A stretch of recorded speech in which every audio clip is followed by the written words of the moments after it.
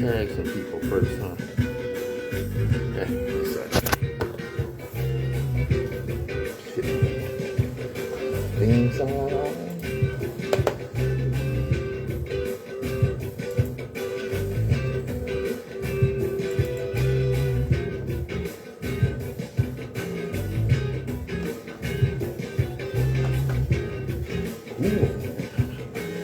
all right, all right. We're getting ready now.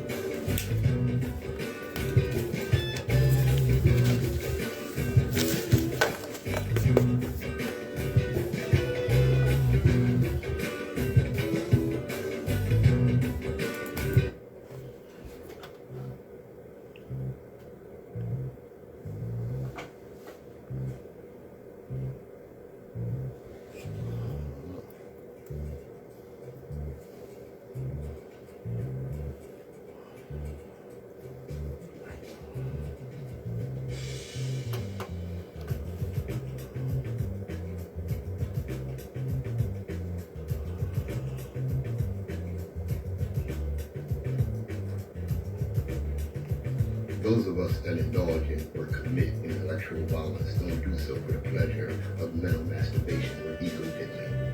We do so because the chains of oppression on our people's minds are deep and difficult to remove.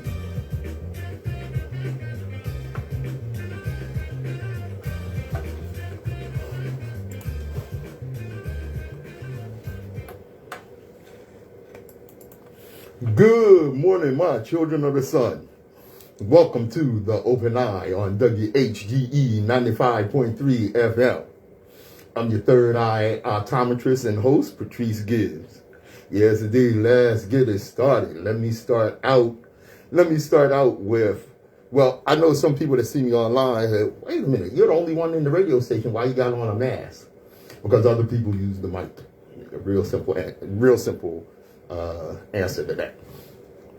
All right. Let me start. Oh, is this the last week? Yep, the last week that I'll be on for Black History Month.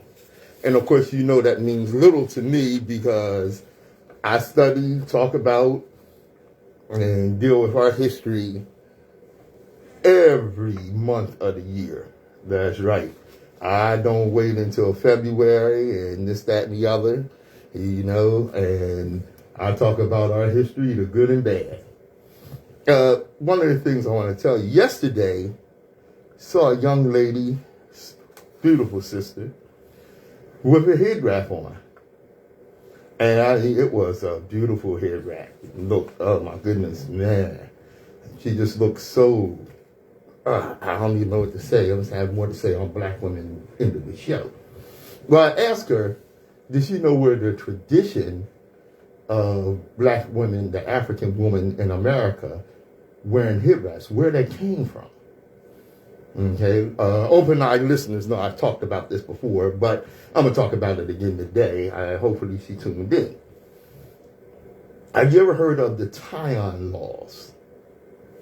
It was the so-called dreadful rule that banned black women from displaying their beautiful hair. Okay. Let's see. Black women are often praised and revered for their hair, and rightfully so. The texture of black hair is suitable for forming unique styles, from the afro to braids. Even mainstream media often imitates styles invented and catered to women with Afrocentric hair without a mention of appreciation. Nevertheless, there was a time when black women weren't allowed to display their hair in public. Okay? That's crazy. All right? Then you're going to learn about the tie-on laws and how it was used to fuel racial tensions in the United States. A tie-on is a headdress used to conceal hair.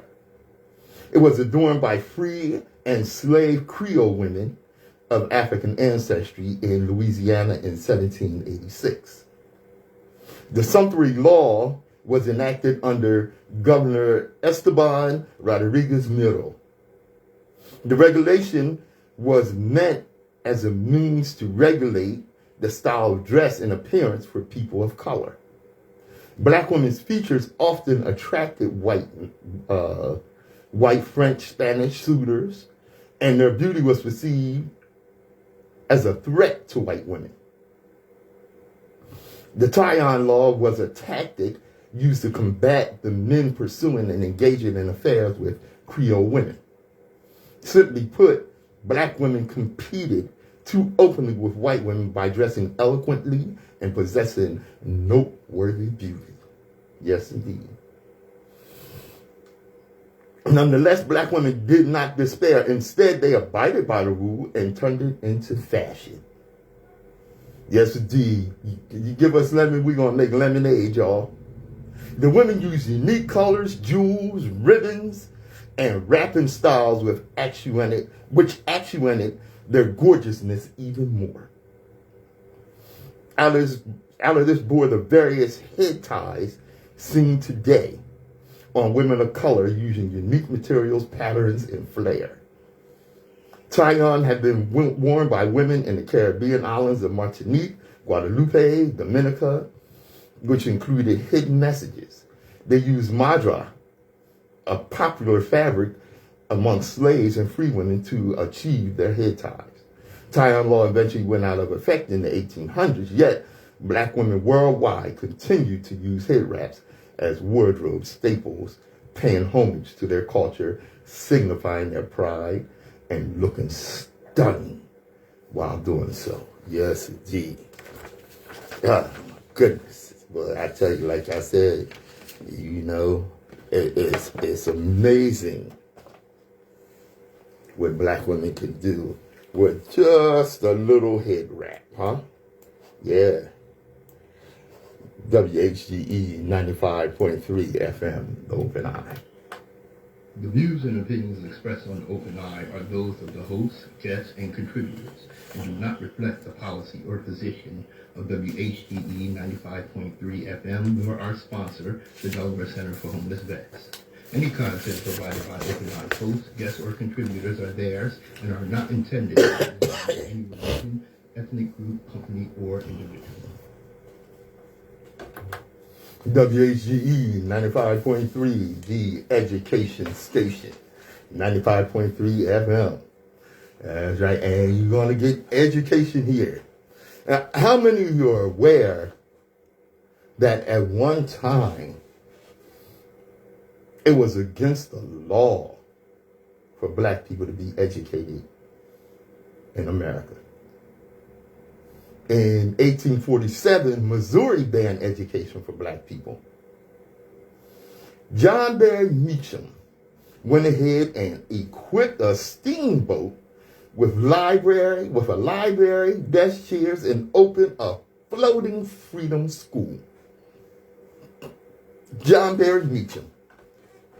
He was born into slavery in Virginia in 1789, but by the age of 21, he had earned enough money doing carpentry work to purchase his own freedom and then his father's.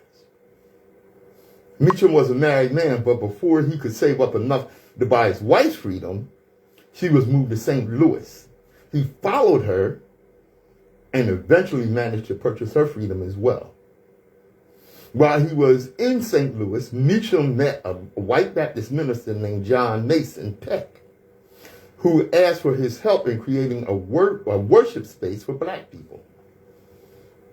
Together, they organized a Sunday school and religious services for slaves and free black people in the area. And in 1825, having been ordained a Baptist minister himself, Meacham founded and became the pastor of First African Baptist Church, which still exists today, albeit in a different location. You know, there's something I want to mention here that I absolutely love about our people in that time period.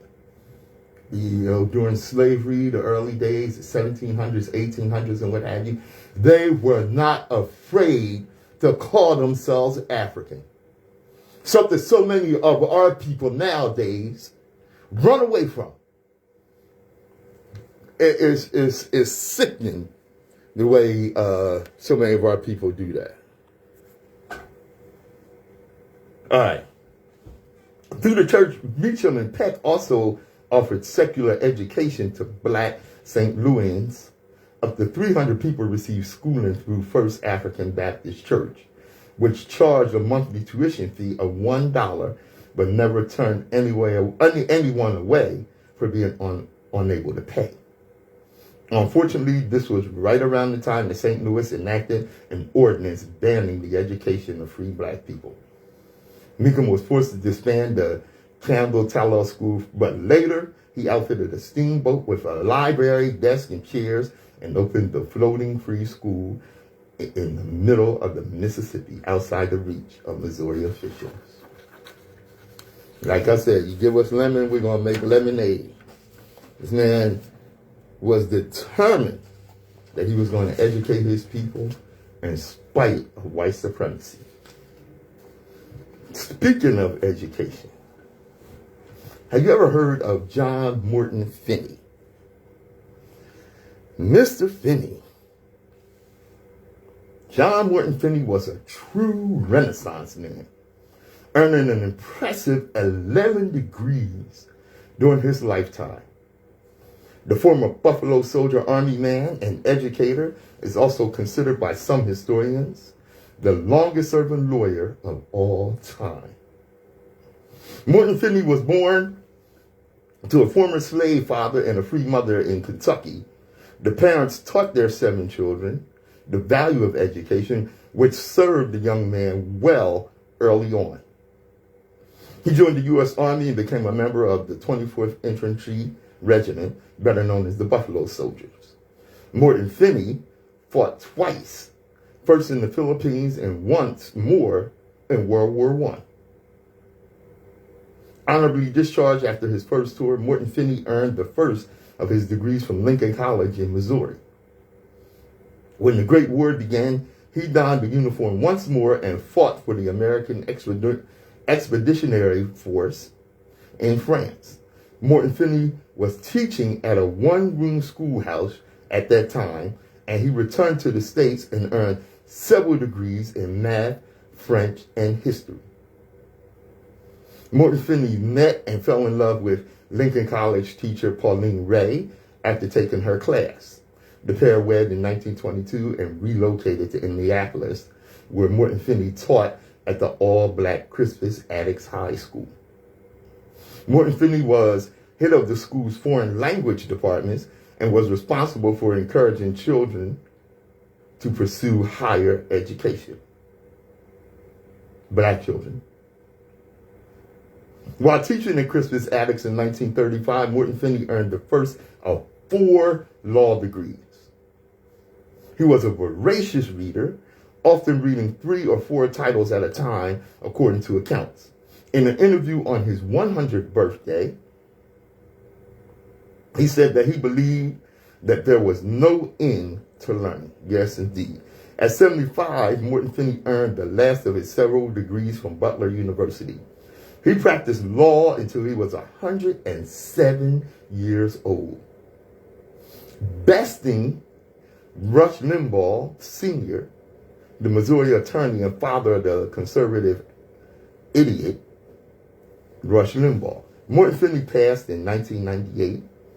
In 2000, the Indianapolis Public School Board honored Morton Finney's 47 years as a teacher by renaming the Center for Educational Services to the Dr. John Morton Finney Center for Educational Services. Other honors include residential house named for him in Indiana University Purdue campus in 2014. Like I said, it's a Renaissance man. Spoke like 6 languages. Had 11 degrees. Man. And like I said, Now, this is probably something that many of us didn't know about. It's probably a man we hadn't heard about. This is why we emphasize, and I try to emphasize things that you may not have ever heard about during Black History Month. Like I said, you don't have to wait until Black History Month to learn something about our history. And remember this. Our history did not start with slavery. Slavery interrupted our history. The open eye.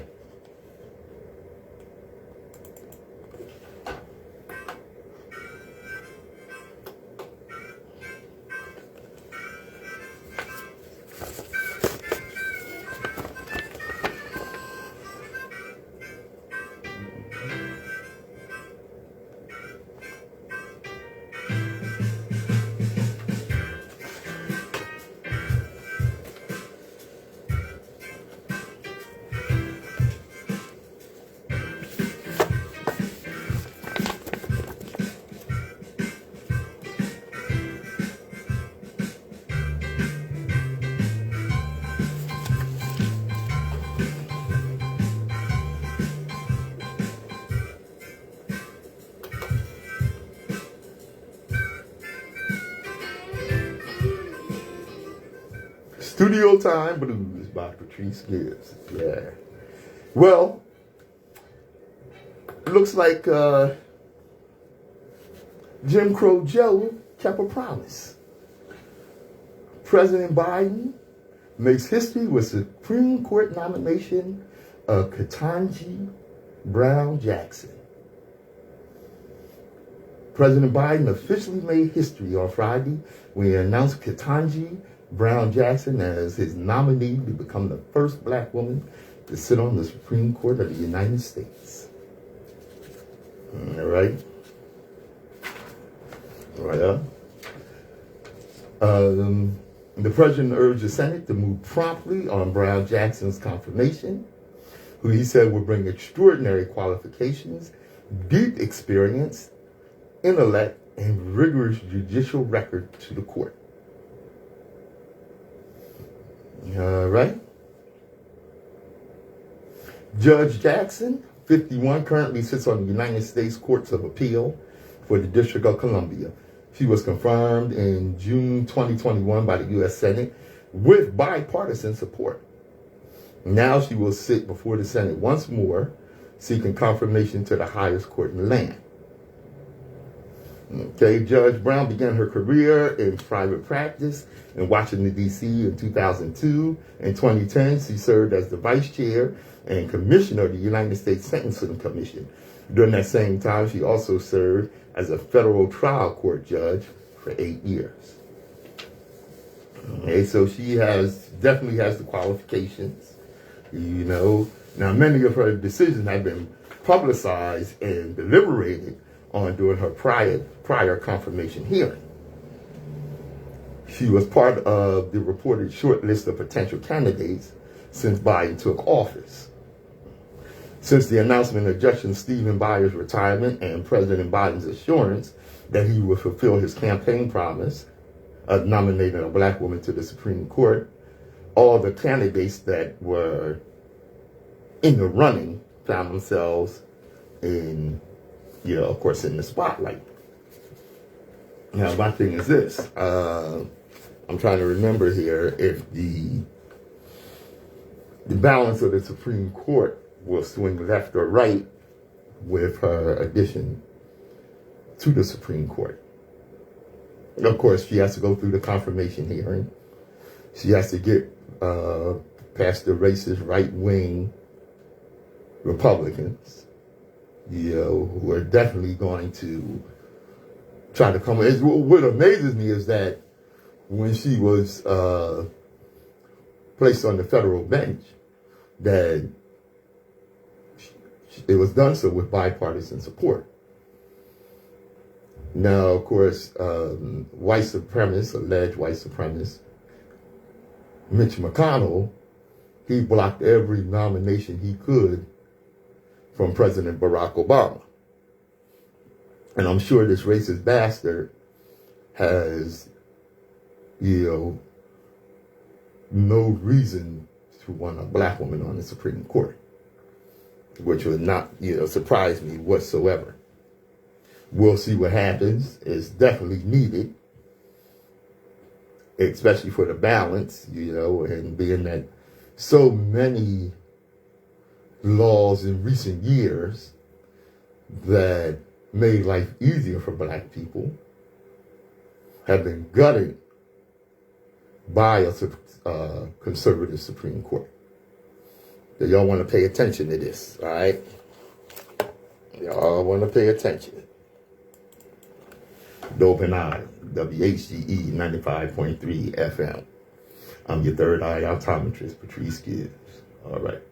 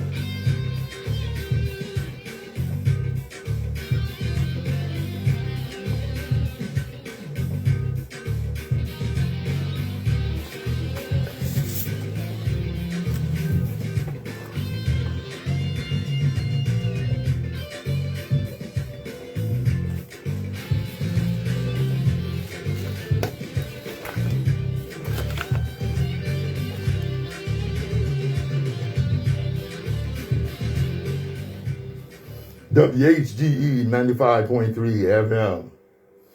Dove and I, with your third eye optometrist, Patrice Gibbs. Well. Putin kept his word, didn't he? Invaded the Ukraine. Now you got to remember that the Ukraine was once part of the Soviet Empire, which fell, late 80s, early 90s? Okay, now when they fell, the Ukraine became a separate nation. The Ukraine possessed nuclear weapons, and Russia didn't want to, leave them out there on their own. And Putin has, probably since he's been in control of Russia, some people say since he's been in office, he has had his eye on the Ukraine. Okay. Well, he has invaded the Ukraine. Of course, part of the reason now the Ukraine has, played pussyfoot with Western powers and was really on the verge or threatening to join NATO. North Atlantic Treaty Organization, which the European Western powers and the U.S. formed to offset Russia. Now, the thing is, the Ukraine has resources, which of course attracts the Americans. You know how it is, if you're a country with some resources that the Americans want to get their hands on, which they don't care to pay for, the U.S. would declare that, what your country needs is some democracy. And the next thing you know, corporatists and security advisors and what have you will permeate your country. All right? Now, the Ukraine was maintaining their sovereignty and independence from Russia with the implied support of NATO and the United States. But what Putin could see was that, okay, these people are on our border and here they come. And don't get it mixed. Don't get it mixed at all. Okay? I in no way support what's going on in the Ukraine and any country attacking another country and what have you. All right? But also, don't get this mixed up either. And, well, when I say is don't get it mixed up that the warmongers here in the U.S. would love a war, another war, with whoever, because war is very profitable. Good morning, Bessie. War is very profitable for the military-industrial complex here in the U.S. And what the warmongers are saying here is that the U.S. must protect the Ukraine because it's a democracy. That's a lie. Ukraine isn't actually a democracy. To hold on to power, Ukraine's president shut down the 3 TV stations that criticized him and imprisoned the head of the opposition political party, which came in second place in the election, and arrested and jailed its leaders. Which, of course, is exactly the same thing that Putin does. Because Ukraine did it with the support of the U.S. But what's really crazy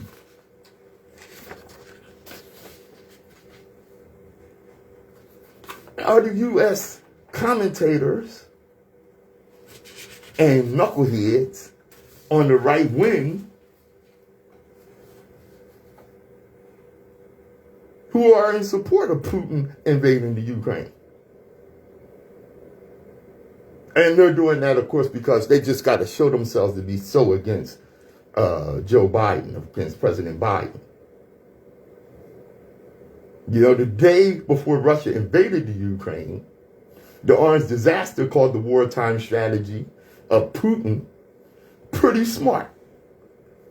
Okay, you know what?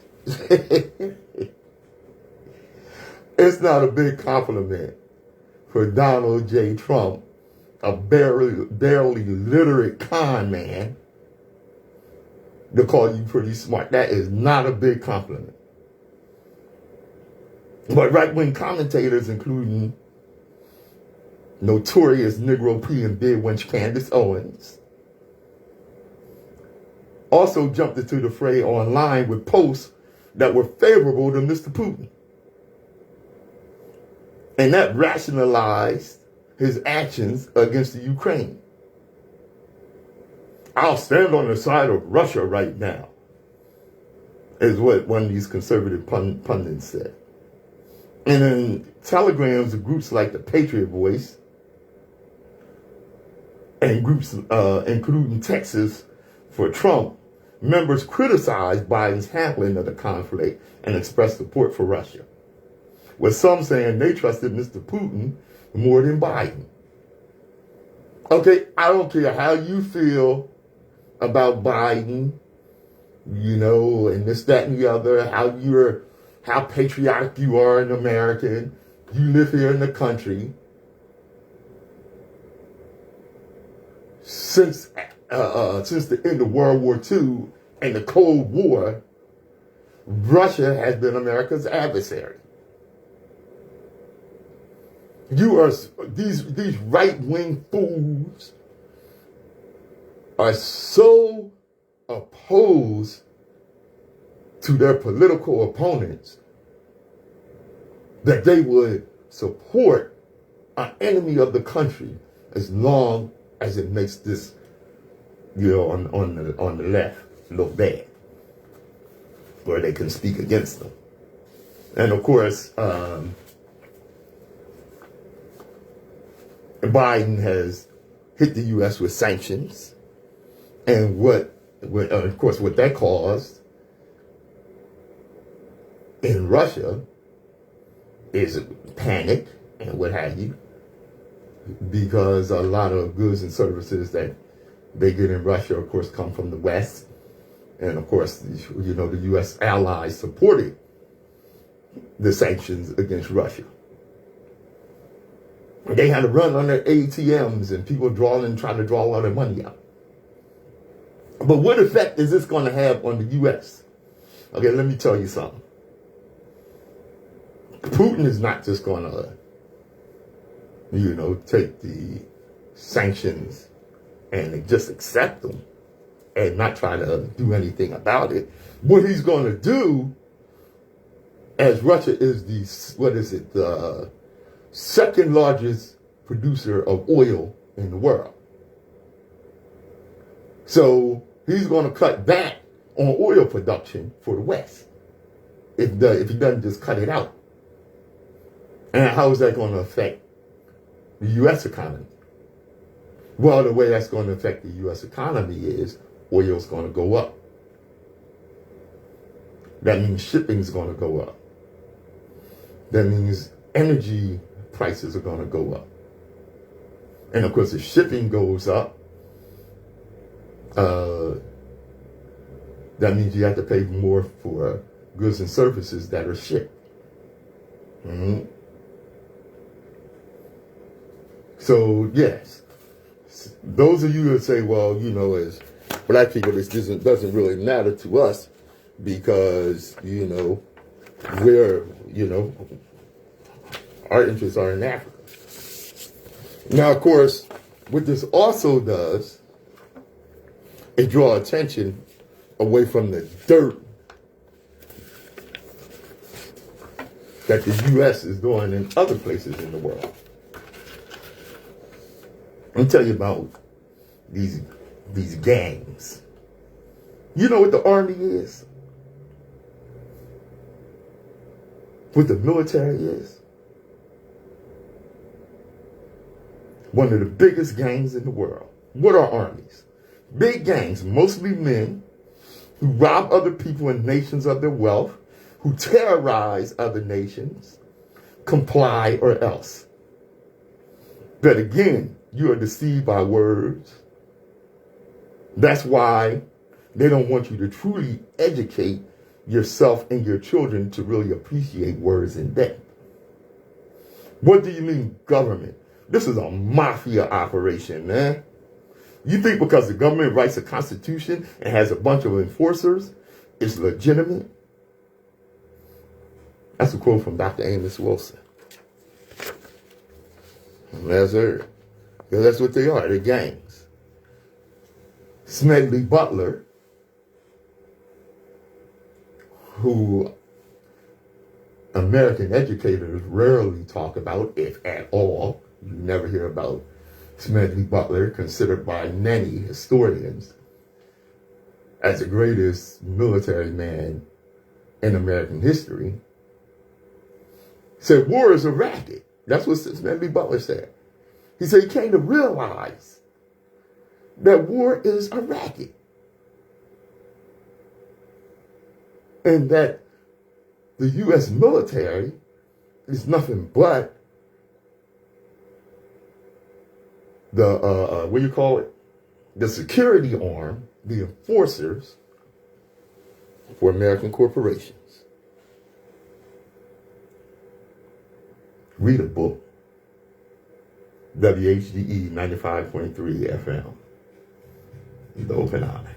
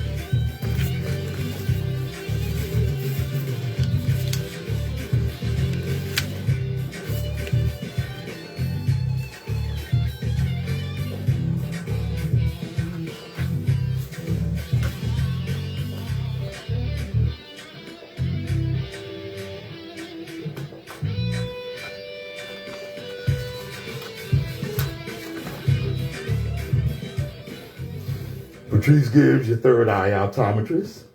Listen. The military got an extra $10 billion added to its $725 billion budget.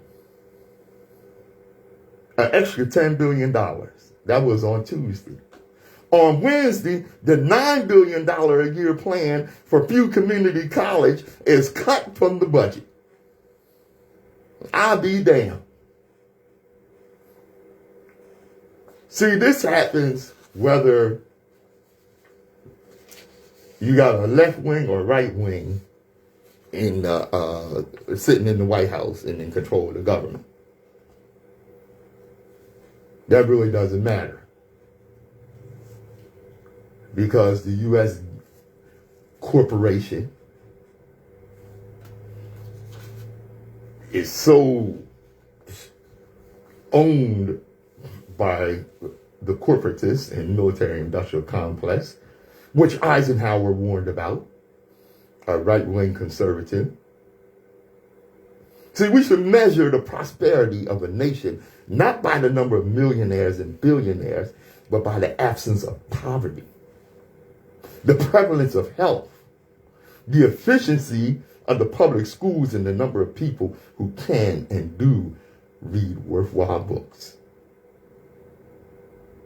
That's a quote from W.E.B. Du Bois. You measure how good a country is by how well it treats the least among us. America is one of the worst countries in the world for the way it treats the least among us. You know, a few years ago, these war manufacturers or whatever produced a jet that cost $1 billion or whatever, and the damn thing didn't work. But all of the legislature, Congress and Senate, voted in favor of building this disaster. Without a word, and the press hardly reported on it. But damn, if you turn around and say, hey, we can do this, we got a plan that will better our education, first thing they, well, where's the money going to come from? Where are we going to get the money? Damn, y'all, we print the money. Just print some more money and educate your damn people. Because the American dream, which is a myth, the American dream for too many people, especially if your skin looks like mine, is the American nightmare. WHGE 95.3 FM.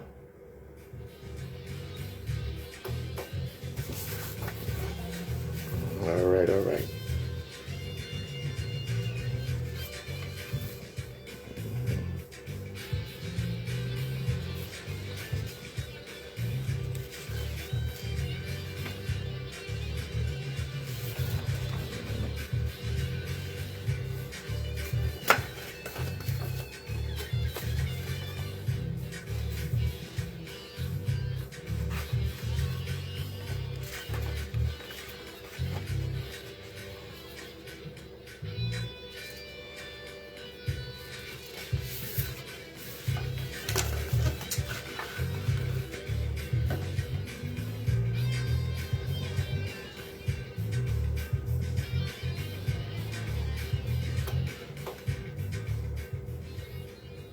All right. I'm ready to get in some trouble here.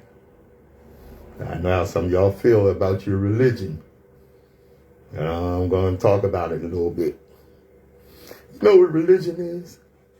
Religion is restricting your life to rules written by a bunch of primitive, ignorant, Bronze Age goat herders who had no idea where the sun went at night. Really? And along comes Constantine. And what Constantine saw was that, hey, you know, if we can consolidate this religion and these different factions of spirituality and what have you, get control over that, We can get better control over the empire. Okay? So what he did was, of course, he called the Council of Nicaea. And during that council, he changed the Sabbath from the 7th day to the 1st day, the venerable day of the sun, thus Sunday. He adopted pagan festivals and did away with Jehovah's feast. Read Leviticus, Leviticus 23. He arrested and killed many who observed the biblical times and seasons. Basically invented Christianity, set up on pagan traditions such as Easter and Christmas. You think it's maybe it's time to leave Babylon?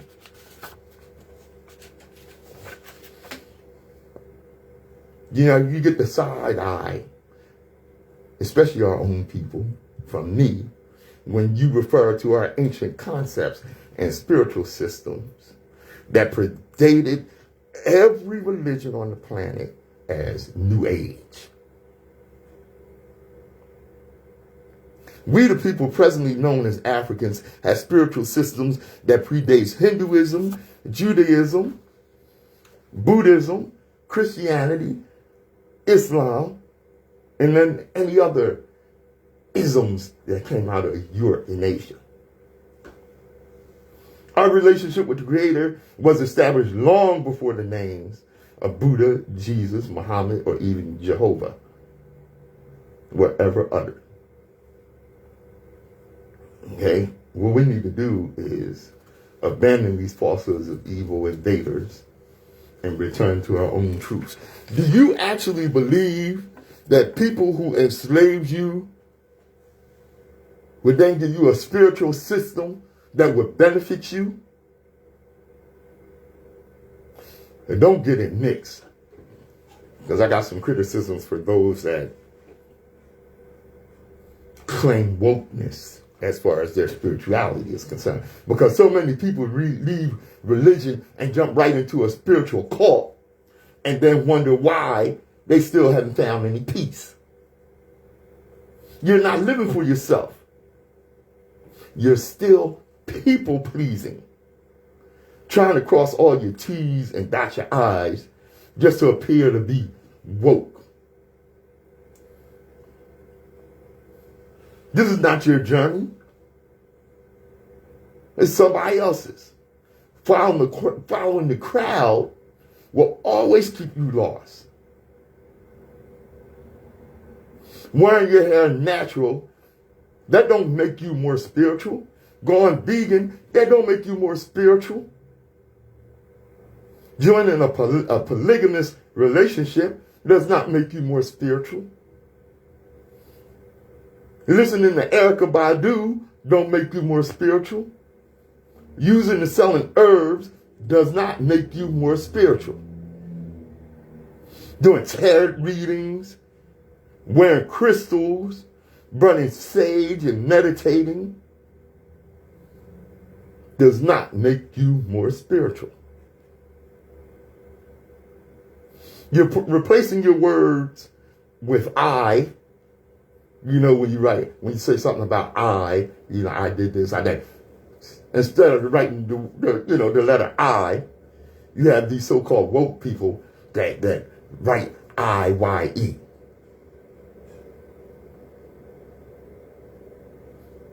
And something I can't stand. When you understand or overstand, using those terminologies. That does not make you more spiritual. No more than walking in the grass and hugging trees makes you more spiritual. It don't. The only thing that can make you more spiritual is learning who you are and walking in your truth to align with the Most High on a one-on-one level. Anything else is useless if you're not doing the inner work to heal and align mentally and spiritually. The inner work, working on yourself. You will look good to those that see with eyes, but you will appear miserable to those who see your spirit. I want to thank my Facebook cuz, Sherry Bryson, for that. And that comes from Goddess of Wisdom. I know that, put some of y'all in a place where you're like, wow, what is he talking about? Because, see, for the ancient African, the relationship with the Creator was not a ritual. It was not something you did to impress others, but it was a way of life. WHGE 95.3 FM.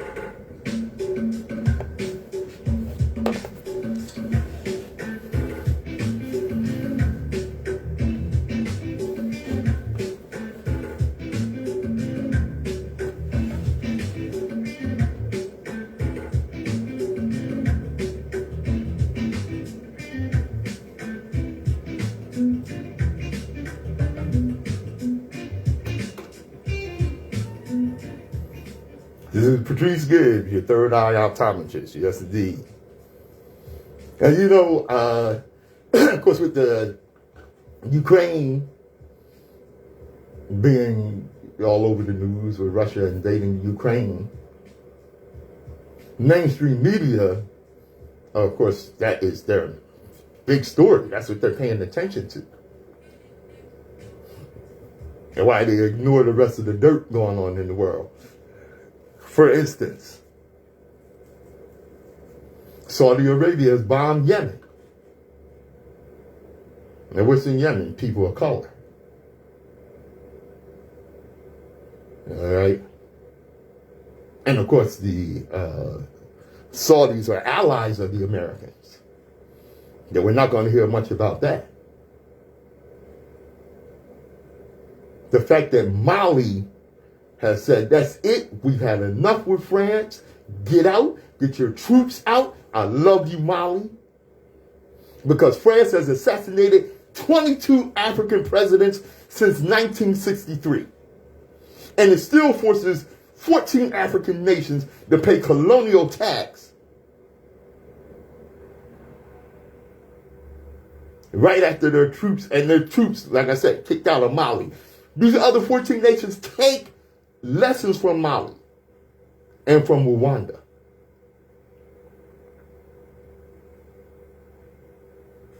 Okay. Africa and the black world are yet to recover from Thomas Sankar's assassination. Your open-eyed listener, you probably know who Thomas Sankara was. All right. Just as we have yet to recover from the loss of Patrice Lumumba, my namesake.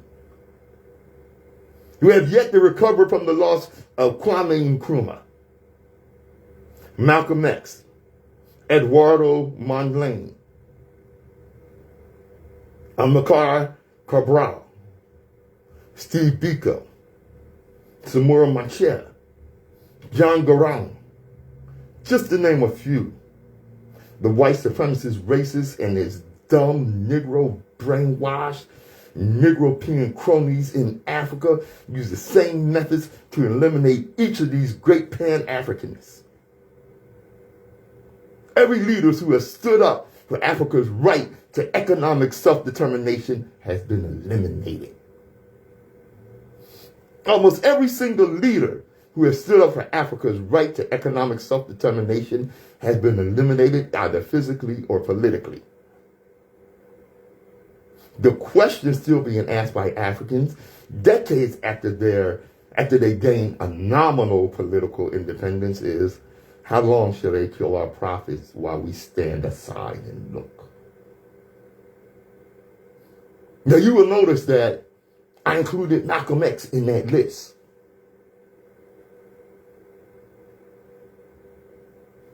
Those of you that know the history know how much Malcolm X was looked to by African revolutionaries and African leaders, real African leaders. Malcolm X called Patrice Lumumba the greatest man to walk the African continent. When Malcolm X went to Africa, by the way, we just celebrated or just noticed his, acknowledged his assassination, February 21st. And when he visited Africa, he was treated as though he was a head of state. And rightfully so, because of his voice.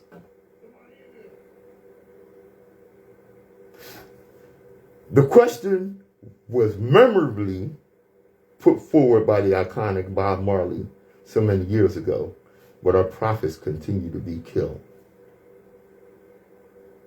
How long shall they kill our prophets while we stand aside and look? One by one, our most steadfast leaders have been eliminated to the point where Africa is hard-pressed to point out more than 3 people who are advancing the continent agenda for economic freedom. Almost every single leader who has stood up for Africa's right to economic self-determination has been eliminated.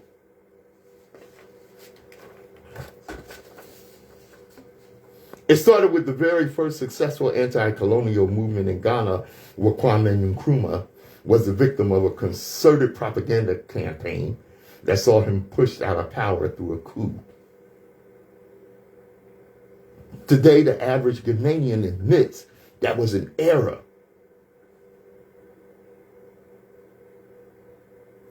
Today, the average Ghanaian admits that an error was made in not recognizing Nkrumah's value, and elections in that country are now premised on being pro-Nkrumah or not. Patrice Lumumba's story is one of the saddest in history, saddest in Africa's quest for economic freedom, and his brutal murder still rankles today.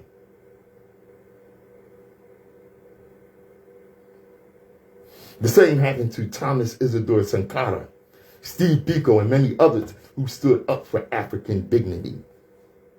And it was not just in Africa. Malcolm X died young because of what he believed was the rightful place of the black person in the United States, the so-called land of the free. Fortunately, while these icons may have been physically and or politically eliminated, their ideals live on. The problem is, how many in Africa and the African diaspora had the courage to stand up and take these ideals forward? Perhaps a little relook at some of these icons will re-energize the struggle to claim our dignity as a people. Now, in spite of some of our people here and some of the people on the continent or in other places in the diaspora, I make no distinction of African people. I'm Pan-Africanist from birth. Patrice Lumumba. In October 1960, Lumumba said, "Dead, living, free, or in prison on the orders of colonialists, it is not I who counts. It is the Congo. It is our people for whom independence has been transformed into a cage where we are regarded from the outside. History will one day have its say, but it will not be the history that Brussels, Paris, Washington, or the United Nations will teach. But that which they will teach in the countries emancipated from colonialism and its puppets. A history of glory and dignity. His faithfulness to the idea of United Congo was as real a threat then as it is today. A solid Congo state with its great natural and human resources would be a global economic power that the West will not take as lightly as they do the fractured state that exists at the present. Perhaps Lumumba's biggest mistake was a lack of tact in exposing his grand plans for his country. It was probably in that memorable Independence Day speech in which he challenged the core of imperialism that he sealed his fate, and the decision was made to murder him. After all, the colonial powers have always been content to let Africa hold political power at home, but will not brook any interference in how the economy is run and resources are allocated in their own goddamn countries. In a meeting with security advisors in August of 1960, 2 months after the Congo achieved its formal independence from Belgium, U.S. President Dwight Eisenhower ordered the CIA to eliminate Lumumba. And that was in January of 1961, the year I was born. CIA Director Alan Dulles referred to Lumumba as a mad dog. On January 17th, the Congolese leader drew his last breath. In the last weeks of his life, when he was being dragged around with a rope around his neck, Lumumba still carried himself with great dignity and courage. And his own sold him out.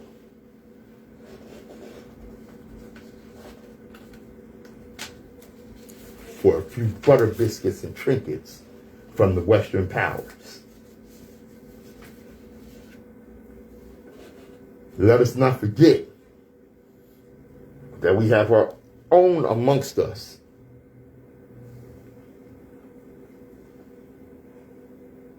who would kill us, betray us. Yeah, for a few trinkets from the white supremacists. I'm Patrice Gibbs, WHGE 95.3 FM, The Open Eye.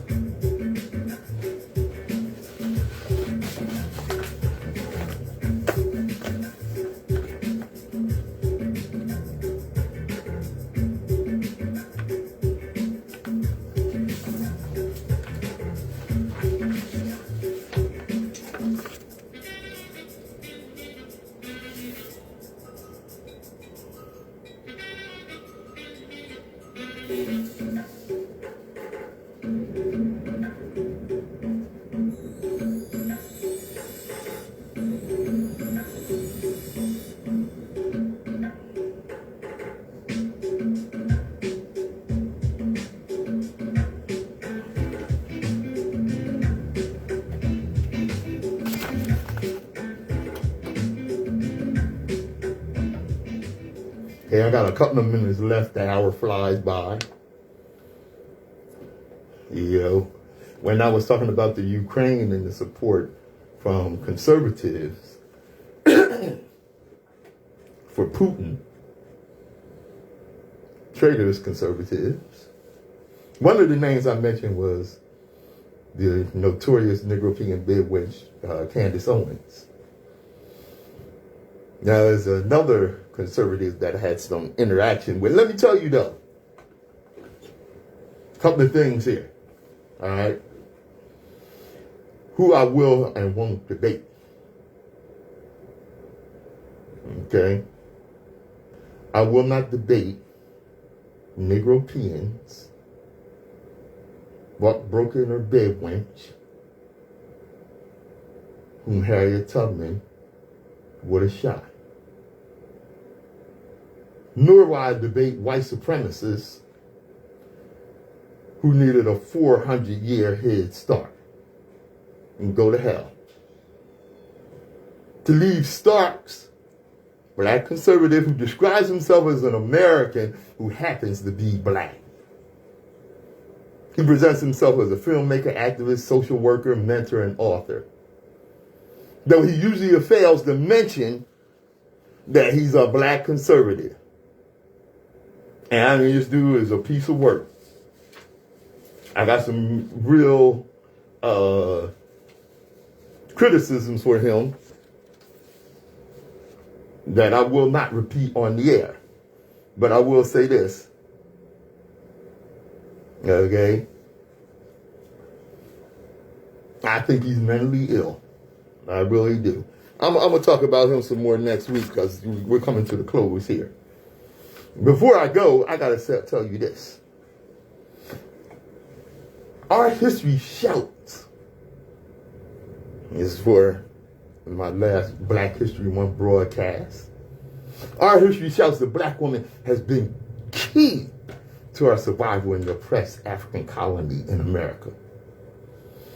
Who among us possesses the eloquence to sufficiently express how important the Nubian queen is and has been to the black man in America?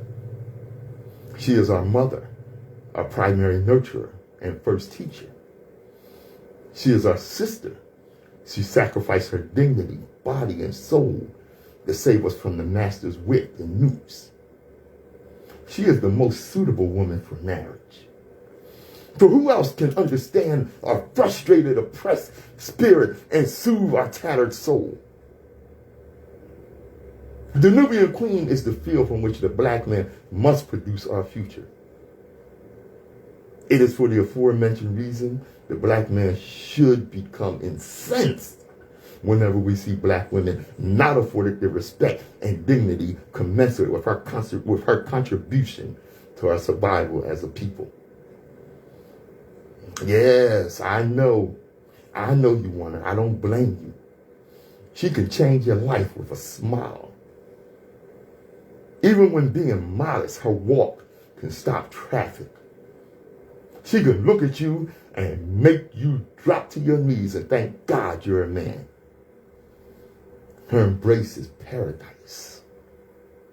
There is no one else like her. God, I love the African queen. And as we always tell you, destiny determines who enters your life, but you decide who stays. Therefore, value those who value you, and don't treat those as a priority who treat you as an option. I'm Patrice Gibbs. This is The Open Eye, WHGE 95.3 FM. Stay tuned for a Timeless Thomas coming up next.